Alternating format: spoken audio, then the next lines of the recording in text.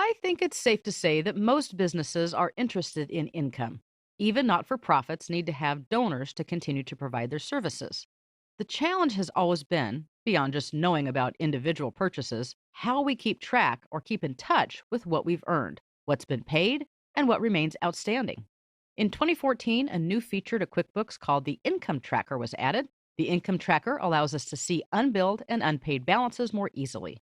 Unfortunately, it's not available if we have multiple currencies enabled for our company file, but for our practice file that we've been using during the series, we have not done that, and that means that we can display it. It's easy to display by simply moving to the Customers menu at the top of the screen and coming all the way down until we see the income tracker and giving that a quick click. I think one of the first things that we notice is that it's very simple and it has these wonderful colored tabs or at least colored areas at the top. But the income tracker is not just a dashboard that provides summaries. Many elements in QuickBooks do that in a summary fashion. But the income tracker is interactive and allows us to perform activities without having to go elsewhere. Let's take a look at these tabs as we move across from left to right. First of all, we start with estimates. There's a couple of ways to work with these items. First of all, we can apply different types of filters going across the screen as well. But one way is to simply right click an item. And here we see that we could easily convert this estimate to an invoice. We could mark it as an inactive estimate. We could print the row. We could email the row. We could edit any of the information related to a specific job or customer related to this estimate. And we can even view the transaction history and the transaction journal. We could edit the highlighted row as well. Now, some of these options are also available from the far right side of the screen. The very last column says Actions. If we display this, we see a limited number of choices. We can still convert, mark as inactive, print, or email. But I typically use the right click because it gives me many more options. Making any one of these selections, of course, will take us to the appropriate area or form or screen in QuickBooks to perform that action. Another nice feature, though, is if we select more than one item by using the check marks in the left-hand column, we can then move to the bottom left and we can use a feature called Batch Actions. In this case, we can batch email or we can mark all of them as inactive. Working with items one at a time is going to save us a lot of time, but being able to perform batch actions could save us a tremendous amount of time. Now, the options that are available from this particular menu on the bottom left will depend on what we've selected and what type of category across the top that we've selected as well. Throughout this series, we have not been actively tracking time and expenses, but there is a time and expenses tab that's available in the income tracker. We have them available here because they're part of the practice file. This is actually a new feature in QuickBooks 2015. It allows us to quickly see time or expenses that have not been billed to a customer, but probably should be. The next category that we get to that's of concern to most companies are open invoices.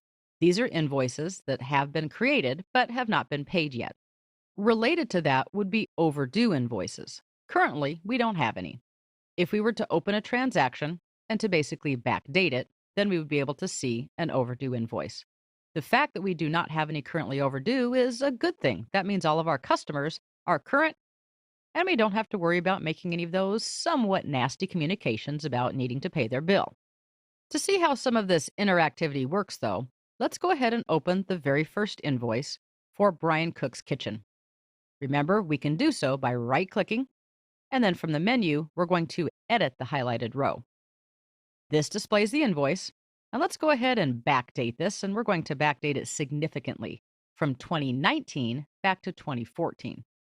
We should be familiar with the invoice window, so we know how to work in this window, and when we're finished, we can move to the bottom right and simply save and close. Because no matter how we access it, QuickBooks is always keeping track of things for us. It says there is an estimate related to this invoice and wants to know if we want to modify it.